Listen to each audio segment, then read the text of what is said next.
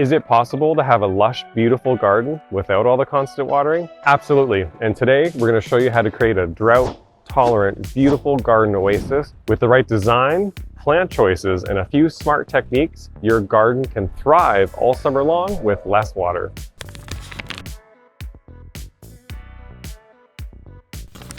A drought-tolerant garden starts underground with your soil. Amending your soil with organic compost improves its structure, helping sandy soils hold onto moisture and heavy clay soils drain more effectively. Sandy soils dry out too quickly, while heavy clay can drown roots. Compost helps strike that perfect balance. Once planted, always top with 2 to 3 inches of mulch, wood chips, bark, or shredded leaves. It reduces evaporation, keeps roots cool, and discourages weeds. It's one of the easiest ways to reduce your watering needs long term.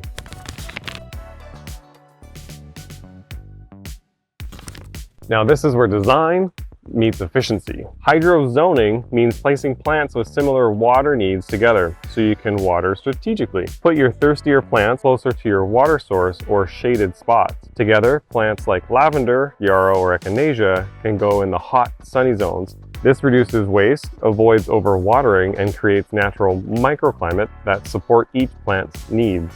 It also makes it easier to automate your watering, like drip irrigation or soaker hoses.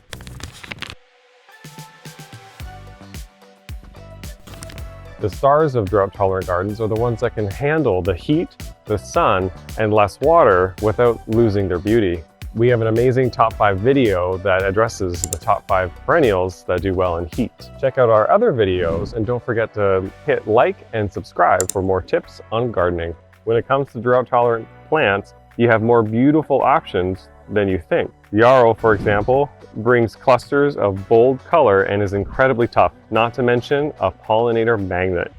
Echinacea or coneflower offers long-lasting blooms and even feeds the birds once the flowers go to seed. Lavender adds that unmistakable fragrance and structure, and it thrives in heat and full sun. Salvias give you that rich color all season long while keeping the bees and butterflies happy. Sedums are a perfect low-growing option for the front of borders. They're succulent, light, and practically carefree. You'll find most of these at Wildwood Outdoor Living, ready to bring life to your low-water garden. Come visit us at Wildwood Outdoor Living to shop our huge selection of perennials, shrubs, grasses, and more. And you can always shop online at the link below.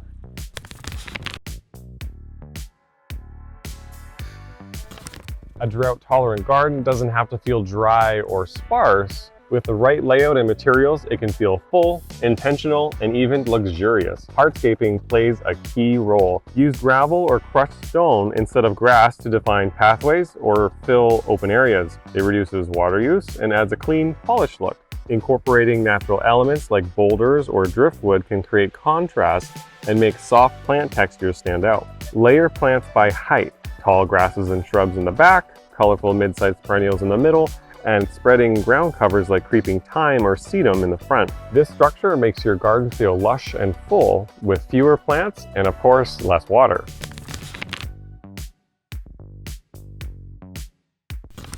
But even drought-tolerant plants need a little extra help in their first year while they become established. Water early in the morning or after sunset to reduce evaporation.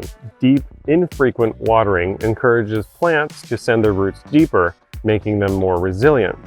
Use drip irrigation or soaker hoses to deliver water right to the roots without wasting it on foliage or walkways. And once these plants are established, usually about the first year, you can reduce the watering dramatically.